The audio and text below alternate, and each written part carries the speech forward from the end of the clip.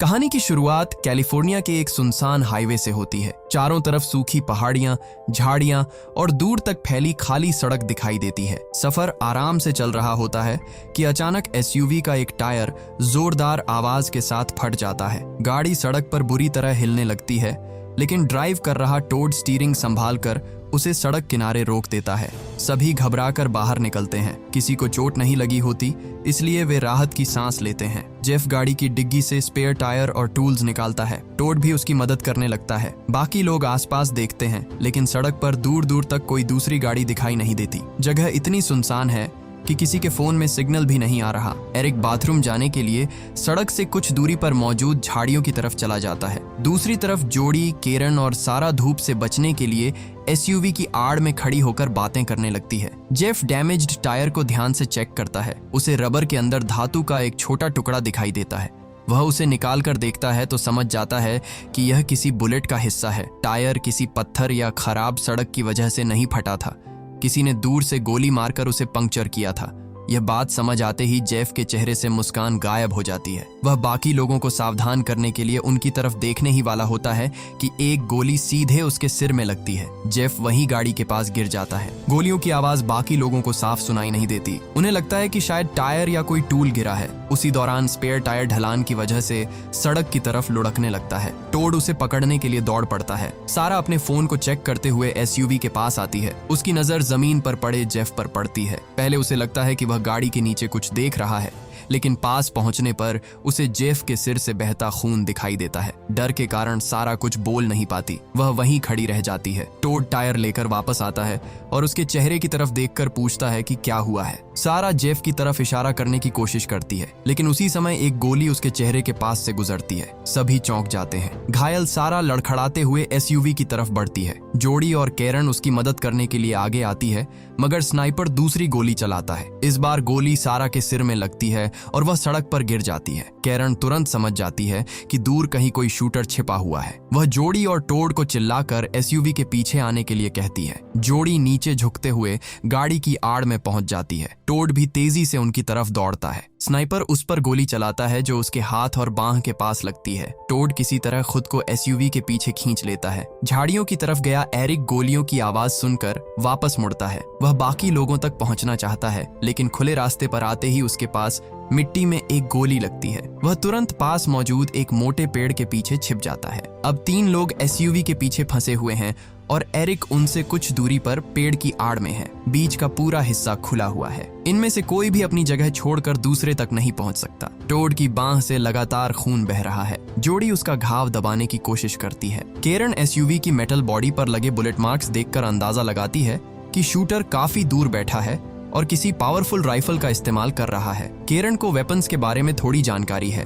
क्योंकि उसके परिवार के कुछ लोग मिलिट्री में रह चुके हैं। वह बाकी दोनों को समझाती है कि शूटर सीधे उन्हें नहीं देख पा रहा होगा। वह स्कोप की मदद से उनकी हर मूवमेंट पर नजर रख रहा है। उनके पास कई मोबाइल फोन्स हैं, मगर किसी में नेटवर्क नहीं आता। टोड एक फोन को सेल्फी स्टिक के साथ बांधकर एसयूवी के ऊपर उठाता है ताकि ऊंचाई पर सिग्नल मिल सके। फोन पर सिग्नल की एक लाइन दिखाई देने लगती है, लेकिन कॉल करने से पहले स्नाइपर उस पर गोली चला देता है। मोबाइल टूटकर नीचे गिर जाता है। इससे साफ हो जाता है कि स्नाइपर उन्हें केवल मारना नहीं चाहता, वह उनकी हर कोशिश को रोक रहा है और जानबूझकर उनके साथ खेल रहा है। जोड़ी पूछती है कि आखिर वह आदमी कौन है और उन्हें क्यों मार रहा है। केरन के पास इसका कोई जवाब नहीं होता। उनमें से किसी ने इस रास्ते पर किसी से झगड़ा नहीं किया और न ही वे आसपास के किसी व्यक्ति को जानते हैं। टोड गाड़ी की तरफ देखकर कहता है कि अगर वे एसयूवी को स्टार्ट कर ले तो यहाँ से निकल सकते हैं। समस्या यह है कि ड्राइवर साइड का दरवाजा स्नाइपर की तरफ खुलता है। वहां पहुंचते ही वह आसानी से निशाना बन जाएगा। केरन अपनी हुडी को एक लंबे टूल के ऊपर लगाकर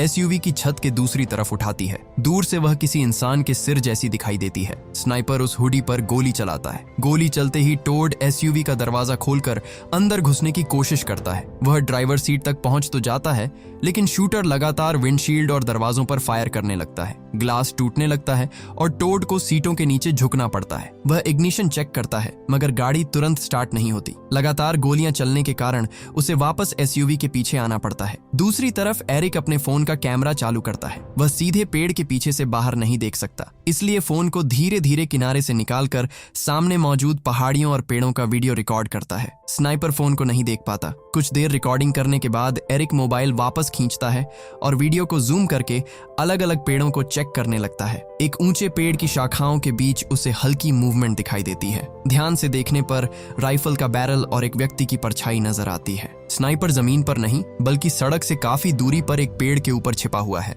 एरिक हाथों के इशारे से बाकी लोगों को उस पेड़ की डायरेक्शन बताने की कोशिश करता है। जोड़ी उसके इशारे को समझ जाती है। अब उन्हें शूटर की लोकेशन का अंदाजा है, लेकिन पेड़ इतना दूर है कि वे अपने पास मौजूद किसी सामान से उसका मुकाबला नहीं कर सकते। टोड एक और प्लान बनाता है। वह टूल बॉक्स का मजबूत मेटल लिड निकालता है और डक्ट टेप की मदद से उसे अपनी घायल बांह पर बांध लेता है। इससे एक छोटा शील्ड तैयार हो जाता है। वह कैरन और जोड़ी से कहता है कि शूटर के रीलोड करने का इंतजार करें। जैसे ही कुछ सेकंड्स के लिए फायरिंग रुकेगी, वह गाड़ी के अंदर जाकर गियर न्यूट्रल में करेगा। सड़क ढलान पर है, इसलिए एसयूवी अपने आप आगे रोल कर सकती है। कुछ देर बाद स्नाइपर अपनी मैगजीन बदलने लगता है। एरिक पेड़ के पीछे से इशारा करके यह बात बाकी लोगों को बताता है। मौका मिलते ही टोड मेटल शील्ड आगे रखकर ड्राइवर डोर तक पहुंचता है। स्नाइपर दोबारा फायर करना शुरू करता है। कई बुलेट्स मेटल प्लेट से टकराती है, लेकिन टोड किसी तरह एसयूवी के अंदर घुस जाता है। वह गियर को न्यूट्रल में डालता है और हैंड ब्रेक छोड़ देता है। एसयूवी धीरे धीरे आगे बढ़ने लगती है। जोड़ी और कैरन उसके साथ साथ उसकी आड़ में चलती है। कुछ सेकंड्स के लिए उन्हें लगता है कि प्लान काम कर गया है, लेकिन सड़क का ढलान उन्हें सुरक्षित दिशा में ले जाने के बजाय एसयूवी को दूसरी तरफ मोड़ने लगता है। शूटर भी उनका प्लान समझ जाता है। वह गाड़ी के दूसरे टायर पर गोली मारता है। टायर फटते ही एसयूवी एक तरफ झुककर रुक जाती है। उसी डिस्ट्रैक्शन का फायदा उठाकर एरिक अपने पेड़ से निकलकर एसयूवी की तरफ दौड़ता है। वह आधा रास्ता पार कर लेता है, लेकिन स्नाइपर उसे देख लेता है। पहली गोली एरिक के एक पैर में लगती है। वह गिरते गिरते खुद को संभाल कर आगे बढ़ता है। दूसरी गोली उसके दूसरे पैर में लगती है। अब वह चल नहीं सकता, फिर भी हाथों की मदद से जमीन पर घिसटते हुए एसयूवी तक पहुंचने की कोशिश करता है। स्नाइपर उसकी पीठ के पास एक और गोली चलाता है। एरिक वहीं खुले रास्ते पर गिर जाता है। वह जिंदा है, लेकिन अब उसके और बाकी लोगों के बीच कोई कवर नहीं बचा। उधर टोड की बांह का घाव और गंभीर हो रहा है। बुलेट पूरी तरह अंदर नहीं गई, मगर ब्लीडिंग रुक नहीं रही। केरन टूल बॉक्स में मौजूद हैमर और लाइटर निकालती है। वह हैमर के मेटल वाले हिस्से को लाइटर की फ्लेम पर गर्म करती है। जोड़ी समझ जाती है कि वह क्या करने वाली है। टोड को दर्द का अंदाजा हो जाता है, लेकिन उसके पास दूसरा रास्ता नहीं है। जोड़ी टोड को पकड़ती है। केरन गर्म हैमर उसके घाव पर लगा देती है। टोड दर्द से चिल्लाता है, मगर कुछ सेकंड्स बाद ब्लीडिंग कम होने लगती है। इलाज बहुत कच्चा है, लेकिन फिलहाल इसी से उसकी जान बच सकती है। समय धीरे धीरे गुजरता रहता है। सूरज ऊपर चढ़ने के साथ गर्मी बढ़ती जाती है। उनके पास खाने के लिए कुछ नहीं और पानी भी एसयूवी के अंदर बंद है। जोड़ी की नजर बैक सीट पर रखी पानी की बोतल पर पड़ती है। वह हैमर की मदद से कार की साइड विंडो तोड़ती है। स्नाइपर ग्लास टूटने की आवाज पर गोली चलाता है, मगर तीनों नीचे झुककर बच जाते हैं। जोड़ी हाथ अंदर डालकर बोतल बाहर निकालती है। पानी बहुत कम है, इसलिए वे बारी बारी से केवल एक दो घूंट पीते हैं। टोड बोतल को एरिक की तरफ फेंकने की कोशिश करता है। पहली बार बोतल उसके पास नहीं पहुंचती। दूसरी कोशिश में वह एरिक के हाथ के करीब गिरती है। एरिक घायल शरीर को घसीटकर बोतल तक पहुंचता है। वह ढक्कन खोलकर पानी पीने लगता है, लेकिन स्नाइपर उसके हाथ पर गोली मार देता है। बोतल जमीन पर गिरकर खाली हो जाती है। एरिक दर्द से कराहता हुआ वापस लेट जाता है। शूटर ने उसे मारने के बजाय जानबूझकर पानी उससे छीन लिया था। दोपहर से शाम होने लगती है। लंबे समय तक एक ही जगह फंसे रहने के कारण सभी की हालत खराब है। गर्मी, चोट और डर ने उन्हें कमजोर कर दिया है। जोड़ी अपने फोन में टाइम देखती है। उसे याद आता है कि आज उसकी छोटी बहन का बर्थडे है। उसने वादा किया था कि वह शाम तक घर पहुंच जाएगी। नेटवर्क न होने के कारण वह कॉल नहीं कर सकती। वह धीमी आवाज में अपनी बहन के लिए हैप्पी बर्थडे गाना शुरू करती है। आसपास केवल गोलियों से डैमेज्ड एसयूवी, दोस्तों की लाशें और सुनसान सड़क है। फिर भी वह पूरा गाना गाती है, जैसे उसकी बहन उसे सुन रही हो। टोड सारा की बॉडी की तरफ देखता रहता है। कुछ पक्षी उसके आसपास मंडराने लगे हैं। वह यह दृश्य सहन नहीं कर पाता। अब सारा उसके सामने मरी पड़ी है और वह उसे सुरक्षित जगह तक भी नहीं ले जा सकता। टोड धीरे धीरे एसयूवी की आड़ से बाहर आने लगता है। जोड़ी उसे रोकने की कोशिश करती है, मगर वह उनकी बात नहीं सुनता। वह स्नाइपर की खुली रेंज में चलते हुए सारा की बॉडी तक पहुंचता है। हैरानी की बात है कि शूटर उस पर गोली नहीं चलाता। टोड सारा के पास बैठता है, उसका हाथ पकड़ता है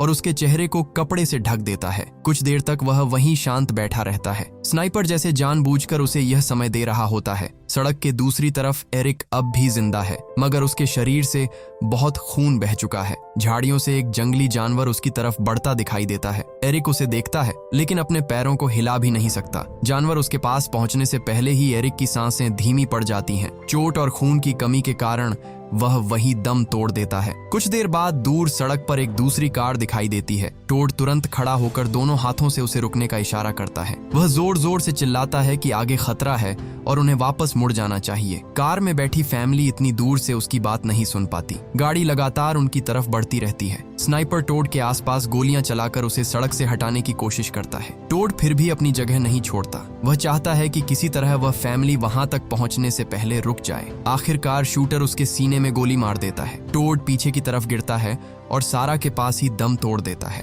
जोडी और केरन एसयूवी के पीछे से ये सब देखती रह जाती है। कुछ सेकंड्स बाद फैमिली की कार घटनास्थल के करीब पहुंचती है। गाड़ी एक महिला चला रही होती है। उसके साथ उसका हस्बैंड और उनकी छोटी बेटी है। महिला सड़क पर पड़ी बॉडीज देखकर घबरा जाती है। वह ब्रेक लगाने की कोशिश करती है, लेकिन स्नाइपर उसके हाथ पर गोली मार देता है। दर्द के कारण उसका स्टीयरिंग से कंट्रोल छूट जाता है। कार सड़क से बाहर जाकर पलटती है। कई बार घूमने के बाद वह एसयूवी से कुछ दूरी पर रुक जाती है। टक्कर के दौरान छोटी बेटी विंडो से बाहर जा गिरती है, जबकि उसके माता पिता कार के अंदर फंस जाते हैं। महिला किसी तरह बाहर निकलती है। उसका हाथ घायल है और उसे समझ नहीं आता कि गोली कहां से आई। वह अपनी बेटी को सड़क किनारे पड़ा देखकर उसकी तरफ बढ़ती है। जोडी और कैरन उसे एसयूवी के पीछे आने के लिए चिल्लाती है। वे बताती हैं कि पेड़ पर स्नाइपर छिपा है, लेकिन घबराई हुई महिला उनकी बात ठीक से नहीं समझ पाती। वह बेटी तक पहुंचने ही वाली होती है कि स्नाइपर उसे गोली मार देता है। उसका हस्बैंड कार से बाहर निकलकर अपनी पत्नी को पकड़ता है और उसे पलटी हुई गाड़ी की आड़ में खींच लेता है। उसके फोन में सिग्नल होता है। वह तुरंत 911 पर कॉल करके पुलिस को लोकेशन और शूटिंग के बारे में बताता है। कॉल पूरी तरह खत्म होने से पहले स्नाइपर उनकी कार के फ्यूल टैंक पर फायर करने लगता है। एक्सीडेंट के कारण फ्यूल पहले से लीक हो रहा होता है। बुलेट लगते ही कार में आग पकड़ लेती है। आदमी वहां से निकलने की कोशिश करता है, लेकिन कुछ ही सेकंड्स में जोरदार एक्सप्लोजन होता है। जोडी और केरन नीचे झुककर खुद को बचाती है। आग की लपटों में फैमिली के माता पिता की मौत हो जाती है। उनकी बेटी अभी भी सड़क किनारे घायल पड़ी है। कुछ देर बाद उसे होश आता है। वह उठने की कोशिश करते हुए अपने माता पिता को आवाज देती है। जोडी उसे अपनी तरफ आने का इशारा करती है, मगर बच्ची घायल होने के कारण ठीक से चल नहीं पाती। स्नाइपर उस पर भी गोली चला देता है। अब जोडी और केरन समझ जाती है कि वह आदमी किसी को जिंदा छोड़ने वाला नहीं है। दिन खत्म होने वाला है और उनके पास केवल अंधेरे का इंतजार करने का रास्ता बचा है। केरन आसपास मौजूद सामान को देखकर एक प्लान बनाती है। वह एसयूवी के डैमेज टायर्स और अंदर मौजूद रबर के हिस्सों को निकालती है। जोडी और केरन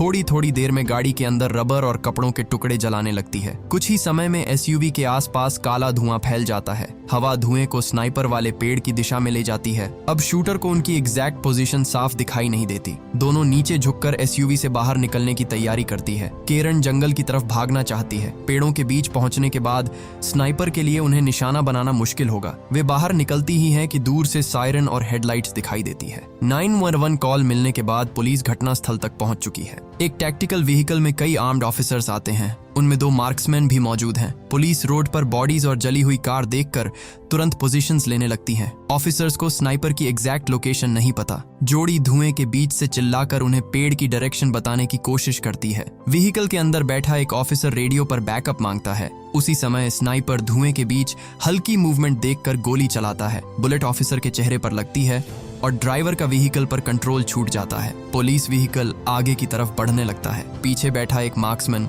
संतुलन खोकर नीचे गिरता है। जमीन पर आते ही शूटर उसे भी गोली मार देता है। केरन जोडी से कहती है कि पुलिस के पहुंचने के बाद भी स्थिति नहीं बदली। अगर वे यहीं रुकी रहीं तो अगली गोली उन्हें लगेगी। वह स्मोक की आड़ में जंगल तक भागने का फैसला करती है। जोडी बहुत डरी हुई है। वह मानती है कि पुलिस शायद उन्हें बचा सकती है। केरन उसे साथ चलने के लिए कहती है, लेकिन जोडी कुछ सेकंड्स तक अपनी जगह से नहीं हिलती। केरन अकेली जंगल की तरफ दौड़ पड़ती है। धुएं की वजह से स्नाइपर उसका पहला मूवमेंट मिस कर देता है। वह कुछ दूरी तय कर लेती है, मगर हवा का रुख बदलते ही स्मोक हटने लगता है। शूटर को उसकी परछाई दिखाई देती है। एक गोली केरन को लगती है और वह जमीन पर गिर जाती है। वह उठने की कोशिश करती है, लेकिन दूसरी गोली के बाद उसकी मूवमेंट बंद हो जाती है। अब 6 स्टूडेंट्स में केवल जोड़ी जिंदा बची है। पुलिस व्हीकल धीरे धीरे उसके पास आकर रुकता है। 2 बचे हुए ऑफिसर्स उसे अपनी तरफ बुलाते हैं। जोड़ी नीचे झुककर उनके पास पहुंचती है और स्नाइपर वाले पेड़ की तरफ इशारा करती है। ऑफिसर्स अपने राइफल से उस डायरेक्शन में फायर करते हैं। पेड़ काफी बड़ा है और शूटर ब्रांचेस के बीच छिपा हुआ है।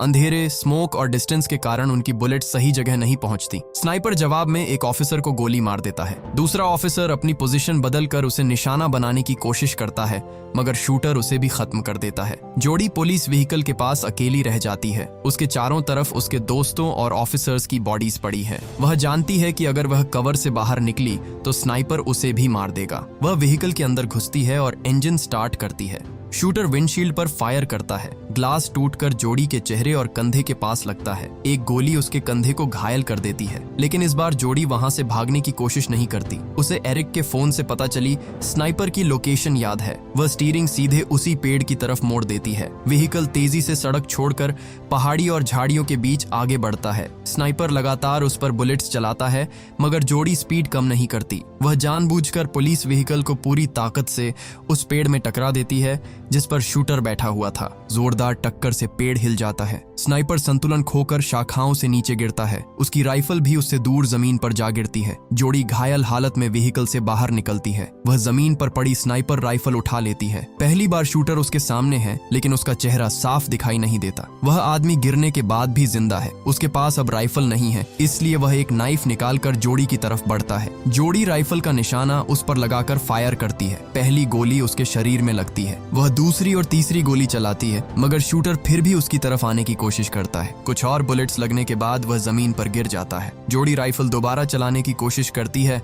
लेकिन वेपन जैम हो चुकी है। वह राइफल को चेक करती है। उसी दौरान उसकी नजर गन पर बने छोटे छोटे निशानों पर पड़ती है। हर निशान शायद स्नाइपर के हाथों मारे गए एक व्यक्ति की गिनती है। पुराने निशानों के साथ कुछ नए मार्क्स भी बने हुए हैं। जेफ, सारा, एरिक, टोड और केरन, उसके 5 दोस्तों की मौत केवल उस आदमी के लिए एक गिनती थी। जोड़ी गन के स्टॉक से स्नाइपर के चेहरे पर वार करना शुरू कर देती है। वह बार बार राइफल उठाकर उस पर हमला करती है। शूटर अब कोई मूवमेंट नहीं कर रहा, लेकिन जोड़ी रुक नहीं पाती। एक और वार करते समय जैम्ड राइफल का मैकेनिज्म अचानक खुल जाता है। अंदर फंसी बुलेट फायर हो जाती है। गन की डायरेक्शन जोड़ी की तरफ होती है। बुलेट उसके गले में लगती है। राइफल उसके हाथ से छूटकर जमीन पर गिर जाती है। जोड़ी अपने गले को पकड़ते हुए पीछे हटती है। वह कुछ कदम चलने की कोशिश करती है, लेकिन खून तेजी से बहने लगता है। कुछ ही सेकंड्स बाद वह स्नाइपर की बॉडी के पास गिर जाती है। सुनसान हाईवे पर अब कोई भी जिंदा नहीं बचा। स्नाइपर मारा जा चुका है, लेकिन उसकी असली पहचान